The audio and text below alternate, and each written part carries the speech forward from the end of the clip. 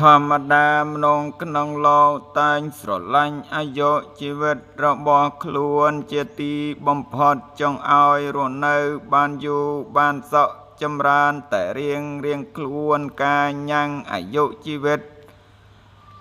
ឲ្យរស់នៅបានយូរបានសុខចម្រើននោះមានសេចក្តីលំបាកច្រើនបែបច្រើនយ៉ាងណាងគឺលំបាកដោយកិច្ចការពារសេចក្តីអន្តរាយកិច្ចការពារជំងឺដង្កាត់កិច្ចស្វែងរកបច្ច័យគ្រឿងអាស្រ័យ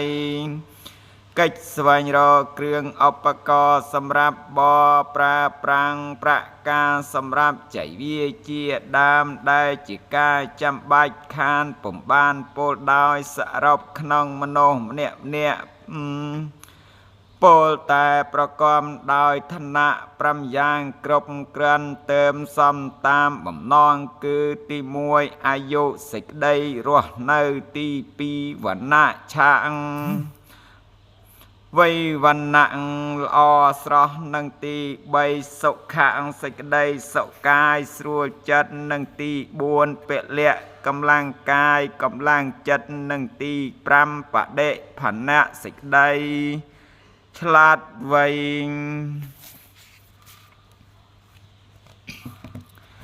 ឋានៈ5យ៉ាងនោះនឹងស្ថិតនៅបានក៏ដោយសារបច្ច័យ4អាស្រ័យ4យ៉ាងគឺទី1ចៃវរៈបច្ច័យគ្រឿងស្លៀកដណ្ដប់និងទី2បិណ្ឌបាតបច្ច័យគ្រឿងបរិភោគនិងទី3សេនាសនៈបច្ច័យគ្រឿងដេកអង្គុយនិងទី4គលានភេសជ្ជៈបច្ច័យគ្រឿងកែរោគដែលសត្វតែជាគ្រឿងរោគបានដោយលំបាកព្រោះហេតុនងបានជាការដែលទាយកចិត្តសប្បុរសបានឲ្យបច្ច័យ4ឬបច្ច័យណាមួយដោយសង្គ្រោះឬដោយបូជាគុណដល់បដិកហកៈដែលចាត់ជាការបំពេញសេចក្តីខ្វះខាតសេចក្តីត្រូវការរបស់អ្នកត្រូវការនៅជាទានមានផលអនិសង្សច្រើនជាអនេកអនិសង្សនេះបើពោលដោយពិស្ដាក៏ពិស្ដាណាស់តែបើពោលដោយសង្ខេបក៏មានសេចក្តីខ្លីល្មមអាចស្ដាប់